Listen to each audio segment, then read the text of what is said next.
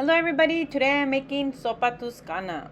If you ever gone to Olive Garden, you know what I'm talking about. That soup is just delicious. I am making my soup today and I am going to be opting out of the heavy cream and the bacon to make it leaner and just less calories as well.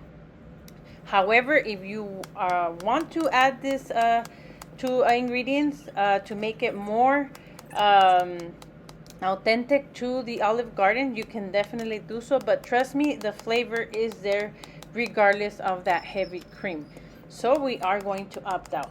But if you do want to add those ingredients, you will need 2 cups of that heavy cream and some bacon.